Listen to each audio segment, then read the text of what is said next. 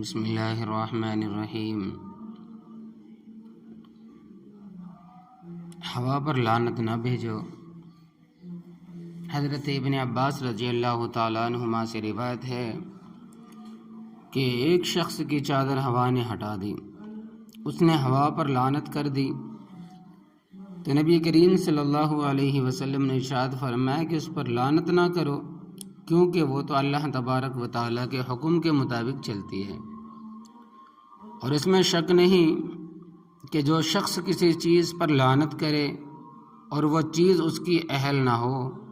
تو لعنت کرنے والے پر ہی لعنت پلٹ جاتی ہے۔ اس حدیث سے معلوم ہوا کہ تیز ہوا یا آندھی و طوفان کے وقت ہوا پر لعنت نہیں کرنا چاہیے، کہ ہوا کو چلانے والا اللہ تبارک و تعالیٰ ہے اور وہ اسی کے حکم سے چلتی ہے، وہ تو اللہ تبارک و تعالیٰ کی جانب سے مامور ہے۔ نیز حدیث سے یہ بھی واضح ہو گیا، یہ بات کھل گئی کہ یہ لعنت واپس پلٹ کر لعنت کرنے والے کی طرف لوٹ جاتی ہے، لہٰذا زبان کو قابو میں رکھنا چاہیے اور خود کو تباہی اور بربادی سے بچانا چاہیے۔ بخار پر لعنت نہ بھیجو۔ حضرت جابر ابن عبداللہ رضی اللہ تعالیٰ عنہ کی روایت ہے کہ حضور علیہ الصلاۃ والسلام اپنے بعض اہل حضرات کے پاس تشریف لے گئے اور وہ مبتلا تکلیف تھے اور ان کو بخار تھا۔ آپ صلی اللہ علیہ وسلم نے فرمایا، کیا ام ملدم جان توڑ بخار ہے؟ ایک خاتون نے جواب دیا کہ ہاں۔ یہ ام ملدم تو اس خاتون نے اس بخار پر اللہ تبارک و تعالیٰ کی لعنت کی۔ آپ صلی اللہ علیہ وسلم نے فرمایا کہ اس جان توڑ بخار پر لعنت نہ کرو کہ یہ دھو دیتا ہے یا ختم کر دیتا ہے بنی آدم کے گناہ کو، جیسا کہ آگ کی بھٹی لوہے کے زنگ کو ختم کر دیتی ہے۔ بخاری میں حضرت عبداللہ ابن مسعود رضی اللہ تعالیٰ عنہ کی روایت ہے کہ حضرت عبداللہ ابن مسعود رضی اللہ تعالیٰ عنہ فرماتے ہیں کہ میں حضور علیہ الصلاۃ والسلام کے پاس ان کی بیماری کے زمانے میں آیا اور آپ صلی اللہ علیہ وسلم کو شدید بخار کی تکلیف تھی۔ میں نے عرض کیا، یا رسول اللہ صلی اللہ علیہ وسلم، آپ کو بخار کی وجہ سے شدید تکلیف ہے۔ میں نے عرض کیا، پھر تو آپ کو دوہرا اجر و ثواب ملے گا۔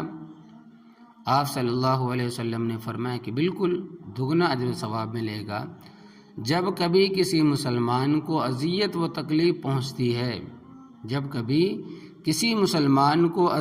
تکلیف پہنچتی ہے، تو اس کے گناہ کو اللہ تبارک و تعالیٰ اس طرح مٹا دیتا ہے جیسے سردی کے موسم میں درخت کے پتے جھڑ جاتے ہیں، جیسے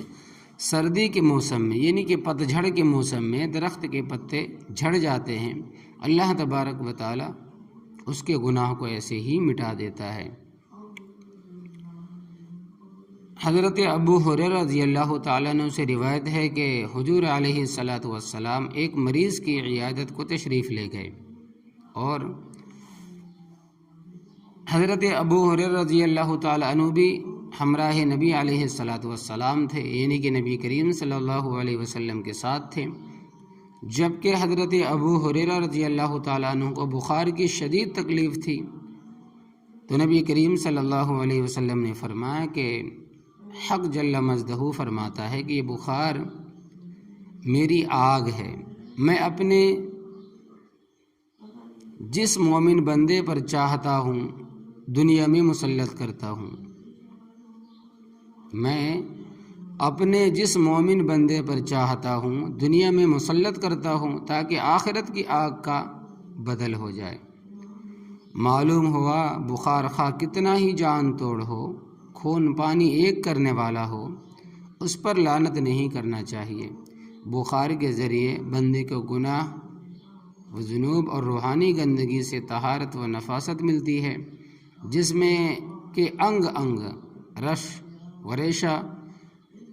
کے گناہ و معصیت کی نحوست و نجاست کی تطہیر ہو جاتی ہے۔ چنانچہ امام موطا میں ایک روایت ہے کہ حضرت عطا ابن یسار فرماتے ہیں کہ بندہ جب بیمار پڑ جاتا ہے تو حق جل مجدہ اس کے پاس 2 فرشتے بھیجتے ہیں اور ان کو ہدایت ہوتی ہے کہ تم دونوں دیکھتے رہو کہ یہ مریض عیادت کرنے والوں کو کیا جواب دیتا ہے۔ جب اس کے پاس عیادت کرنے والے آتے ہیں یعنی پوچھنے والے آتے ہیں، چاہے وہ رشتہ دار ہو، دوست ہو، احباب ہو، کوئی پڑوسی ہو، تو فرماتے ہیں کہ جب اس کے پاس عیادت کرنے والے آتے ہیں تو مریض اللہ تبارک و تعالیٰ کی حمد و ثنا کرتا ہے، اس کی کبریائی بڑائی بیان کرتا ہے، تو اس کی حمد و ثنا حق جل مجدہ کی بارگاہ میں پیش کی جاتی ہے، جبکہ حق جل مجدہ یعنی اللہ تبارک و تعالیٰ کو سب کچھ خوب معلوم ہوتا ہے کیونکہ علام الغیوب ہے۔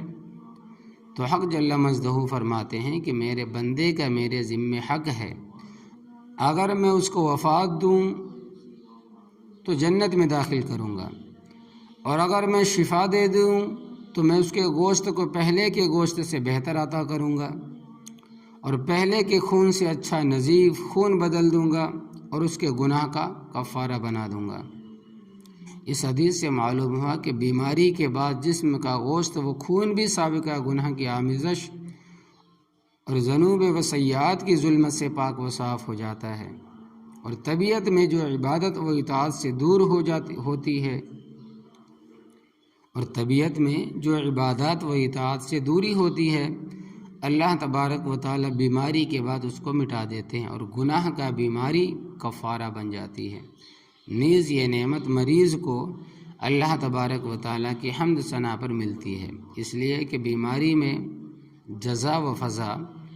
گلہ و شکوہ سے بہت ہی بچنا چاہیے، اور یاد رکھنا چاہیے کہ مومن کے لیے بیماری بھی اللہ تبارک و تعالیٰ کی طرف سے رحمت ہے۔ اللہ تبارک و تعالیٰ عافیت و صحت عطا فرمائے اور مرض کی صورت میں حامدین و شاکرین کے زمرے میں رکھے، آمین یا رب العالمین۔